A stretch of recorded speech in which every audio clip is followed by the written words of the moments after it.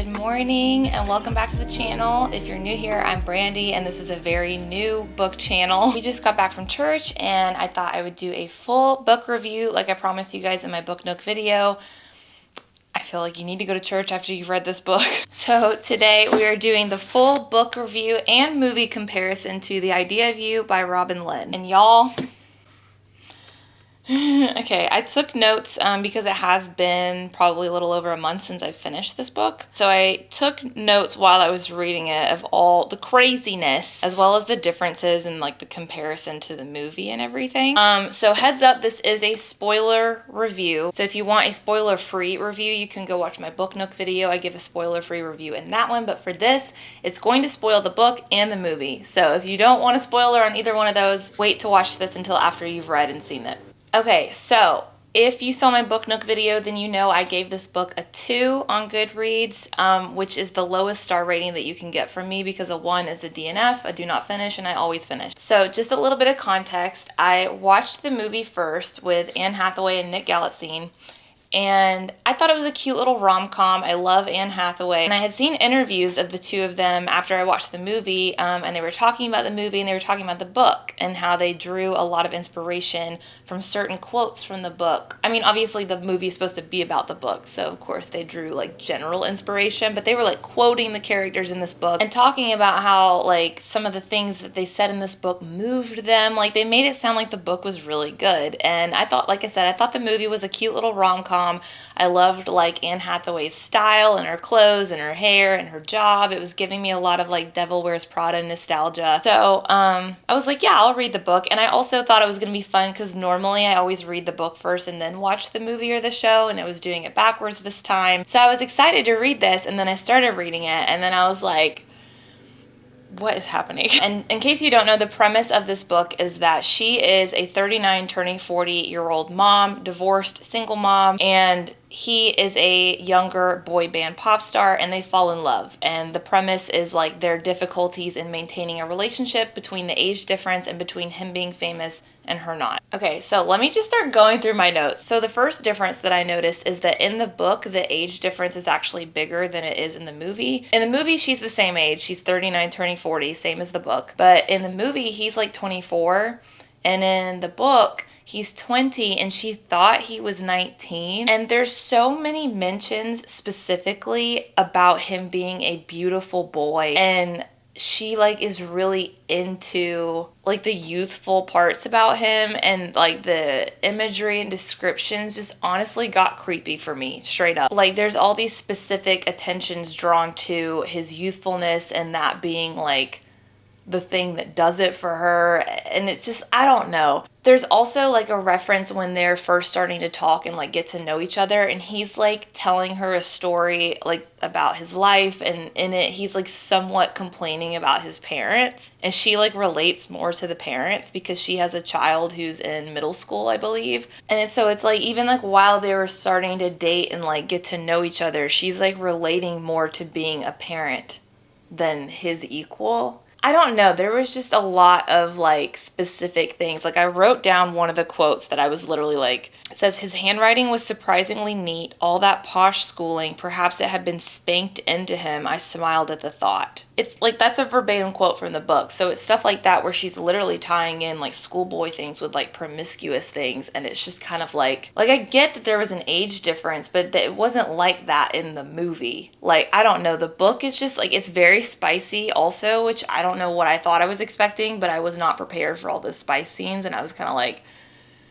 I just felt like I was cringing like the majority of this book, and I would not recommend that you read it. That's why I'm making a full spoiler video, because let me save you the trouble. So that was like the biggest overarching turnoff for me, is just how creepy that whole premise was, and that's like the whole premise of the book. But in addition to that, between the movie and the book, there were so many differences, and I know that can happen obviously when a movie is adapted from a book. Sometimes there's like discrepancies, but I mean, there were so many differences that it was almost like 2 different stories. Like entire plot points were changed. So like, let me go through some of them. I literally wrote all this down. So in the book, Daniel, her ex-husband, he did not cheat.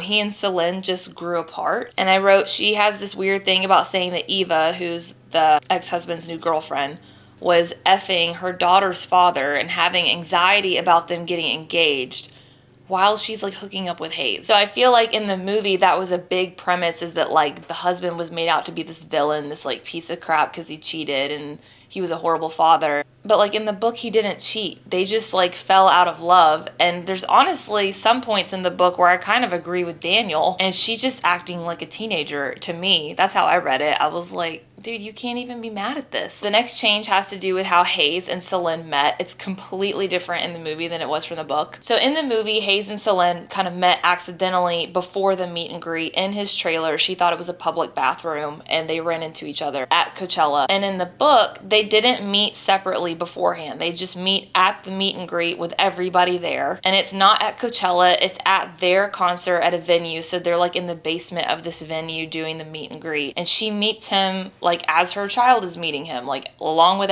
meets the whole band. Like there wasn't like a special separate meeting first. Therefore, Hayes did not dedicate a song to her at the concert like he did in the movie, which in the movie ended up being a whole plot point, because like she finds out later in the movie that they just dedicate that song to anybody that they think is cute. And it kind of was like, it stole her trust in him in that moment, because she felt like she had been like betrayed or kind of like bamboozled or whatever. And none of that happened in the book, which that was a literal whole plot point in the movie, because that's the whole reason she left the European tour, and like why she distrusted them and why she kind of broke it off at first, is because she found out that the way that they met and him like dedicating that song to her was like not a lie, but like kind of like he does that with every girl that he thinks is cute. It wasn't like special. None of that happened in the book. Another thing that was different is that Hayes didn't go to her house at first like he did in the book. He didn't go to her art gallery until like way later, until like after they were already together. The city that she lives in is not called Silver Lakes. There's just all these small details that I don't feel like they needed to have changed, like the name of the town that they did. I'm like, if you're gonna make a movie off of a book, why not keep the town names the same? Like, don't get me wrong, there's a lot of things that they changed in the movie that I think were for the better, like taking all the freaking creepiness out of it and like making the age difference a little smaller, like making him older, and like taking a lot of the spice that's in the book, taking that out of the movie. Like I think all of those were positive changes that were made to the movie. But I'm just saying, like normally if there's a film adaptation of a book, I don't know, you like seeing the town like brought to life, like you like seeing the art gallery. I think the name of her art gallery is different too. I don't know, I just feel like sometimes when you are a book nerd or whatever and you see a movie that was made from a book that you like seeing all of those details, and they were removed from this movie. Another detail that I wrote down is that Hayes has multiple watches in the book and he gives her one of them, so it seems like less special. He does land this whole watch campaign like he does in the movie, but it's not just like his one watch that he keeps leaving. He has a bunch of watches that's like pointed out. So I don't know, that felt a little bit less like cute or special as a gesture of him like leaving that so that she has to see him again because she has to bring it back or she has to wear it or whatever. It seemed a little bit less like intentional because he has a lot of watches. Another thing that was different is in the movie, she goes to New York specifically to see him. Like, she's into him. He invites her to come out on tour and stay with him at his hotel, and that's why she goes to New York. In the book, she goes to New York for her own reasons, like for a gallery thing or something, like for work, and has no intentions of like hooking up with him or anything like that. And there's not very much like rapport building, in my opinion, before spicy things start happening. So again, it just kind of felt like because she was attracted to his youthfulness, which again, just it's like cyclical. It just adds to the like weirdness of it. Let's see, another difference in the book to the movie was in the book, Daniel and Eva are pregnant and getting married. And in the movie, if you remember, Eva like ends up leaving Daniel, and it's just kind of like adds insult to injury to Daniel because he cheated. It's like what he deserves. Like he left Selin for this younger girl, which she resents him for, even though she's hooking up with a guy that's even younger. And then like, you know, the younger girl that he left Selin for ends up leaving him. But that doesn't happen in the book. In the book, he's like genuinely happy with Eva and they're happy together and they're pregnant and getting married. And Selin has like all these hateful feelings about it. But he didn't cheat on her in the book. They just fell out of love. So it's like, it just kind of feels, again, it feels like she's just being childish. Like she's not a main character that I can fully like get behind or like root for, like girl to girl. I understand if it's like painful, but you can't be like upset about it, especially given what you're doing. It's just, you know what I'm saying? She felt a little bit childish and complaining-y to me. Another big difference for me in the book was that Iz is 13 and she still likes August Moon. So August Moon is the band, the boy band that Hayes is a part of. So that was a huge difference in the movie, is that her daughter was already kind of like over them, like saying that they're so 7th grade. So I felt like that made it a little bit easier because like her daughter was not also like one of the millions of fangirls of the boy band that like she was dating a member of. But in the book, she's 13. She's younger than she is in the movie. And so she's very like still into August Moon, which I feel like just makes the whole dynamic even weirder. And also so she's 13 in the book and has a crush on a senior who's like 17 or 18.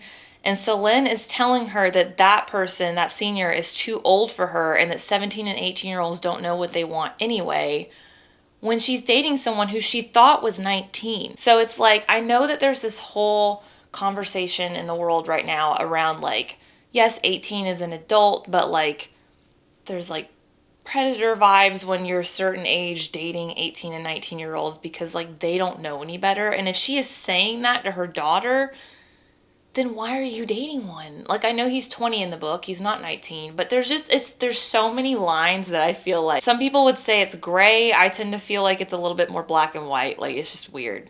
Oh, something else. Okay, I wrote this down because I was like, my mouth was on the floor. Iz gets her braces off in the book because again, that's how young she is. And when she gets her braces off, Hayes makes a comment that Iz and Selin have the same mouth. It says, and they never talk about it again. It was comments like that throughout the whole book. They're like sexualizing youth, in my opinion. And I was honestly shocked that this book got as much praise as it did. Because I'm like, how are we getting behind this? Like, how? I don't know. Okay, another plot point that was different is Selin and Ollie have a weird flirting thing. So Ollie's one of the other boy band members, and there's nothing like that goes on in the movie. But in the book, he keeps making like really weird flirty comments to her. And because she's older, she kind of just like lets it roll off her shoulder, but like she is kind of flirting back sometimes. And then it comes to light that Ollie's older sister took Hayes' virginity at 14. So there's this whole weird dynamic between Hayes and Ollie that Selin kind of gets like in the middle of. And like ultimately towards the end of the book, Ollie literally punches Hayes in the face for doing his sister. And like Hayes can't go on stage that night. Like that's what I'm saying, is that there's all these different storylines and plot lines that literally never happen in the movie. Like there's a whole other story happening in the book. Oh, and while we're on the topic of Selin kind of like casually flirting with and hitting on other people while she's with Hayes, one thing that happened in the book that did not happen in the movie is that she's in the elevator at a hotel that she's staying at with the boys. They're all on tour together, and this older gentleman comes in and kind of makes a comment about how she like looks nice or something. He like tells her she's beautiful. Like they kind of exchange a couple like flirtatious comments. She sees him again later and meets him, and it's Hayes' dad. Like Hayes introduces her to his parents, and it's them. And it's the guy that like hit on her in the elevator. And he's very much married to Hayes' mom still. And that was just like something that happened and then like never came to fruition again. Wasn't like a plot point that got in the way. It was just another like weird thing where it like they are highlighting the age difference because she's equally attracted to his dad as she is her partner. And that's what I'm saying is like, because it never became another part, like it never came back in the story, it never became a problem, it never was like a plot point. It feels like it was literally just inserted in there to highlight the age gap more and to make it more weird and more creepy. Like that feels like the purpose of putting that scene in there. And I just like cannot get behind it. Also, something else that wasn't completely different from book to movie, but was just more intense in the book was the flack that Selin was getting from fans. So obviously part in the movie with him being famous and her not, it kind of shows a glimpse into like the backlash and all the social media and the press and the paparazzi like hating Selin because she's older. But in the book, it's a lot more intense. Like somebody graffiti "die whore" on her art gallery. Somebody is mailing her dildos with this thing that says "go F yourself" like in the mail to her house. Pictures get leaked, I think, of like her and Hayes in a compromised position on like a boat somewhere. I don't remember if this was confirmed, but the book was almost kind of hinting like it might have been Ollie who tipped off the paparazzi because he just like hates Hayes. And then finally, like the other biggest plot point that was different was in the book. Hayes and Selene do not end up together. So in the movie, you know, they struggle, they call it quits because her daughter Izzy is getting bullied at school. She's receiving all this like bullying and all this backlash and everything online. And so they were like, at least until she's out of school, like wait till she's an adult, 5 years, we'll talk. And in 5 years, they get together in the movie. In the book, that doesn't happen. In the book, they call it quits. And he literally quits the band, shows up at her house and is like, I just want to be together. The band doesn't matter to me, blah, blah, blah. And they're like sobbing. They like love each other one more time. And then she just completely ignores him. Like she never answers any of his texts. She never answers any of his calls again so that he can move on. And that's how the book ends. So like you don't get a happy ending in the book. So those were like all the reasons why I just like could not support this book. I did say in my spoiler-free review, like in my Book Nook video, that if you want to look for some positives, I thought that a lot of the detail of like the New York events that she goes to, like the details of her style and her hair and like the galleries, like all of that detail is in the book, kind of like the cinematic shots that you saw in the movie. So that was kind of fun to read, just like a life of luxury, like flying from LA to New York and going to your art gallery event, like that was cool. I do think between the movie and the book, I think both are insightful into the privacy of celebrity lives. Like I think a lot of celebrities vouched for this book because a lot of people would say that if you choose to be an actor, if you choose to be an A-list celebrity or like a boy band on this kind of level, that you are choosing to give up your privacy and that you're choosing to just be at the mercy of the world. Like you're allowing people to say whatever they want to say about you and you can't get mad about it. And I think like the book and the movie kind of outline that at the end of the day, we are all just humans, and humans ultimately just want their freedom. And when you become a celebrity, a lot of times you lose that, you lose your privacy, and like these two people who are in love literally cannot be together because of fame. So that was insightful, but honestly, I really didn't like anything else about this book and would ultimately recommend that you not read it. And that's just my honest opinion about it. But definitely let me know what you guys thought. If you agree, if you disagree, like let me know in the comments. But yeah, so that was my review of this book and all the differences between the book and the movie. I hope you guys liked this video. I do want to say I'm about to wrap up my summer reading. It's currently August as I'm filming this. I'm about to wrap up my summer reading and I'm going to have a summer book review wrap up coming soon. I reviewed the first half of my summer books in my Book Nook video, so I'm going to wrap those up in a separate video coming soon, and I do have some really good ones in there. So I'm excited to share those with you, some positive book reviews coming soon. So make sure you like and subscribe to stay tuned for that, and I will see you guys in the next video. Bye.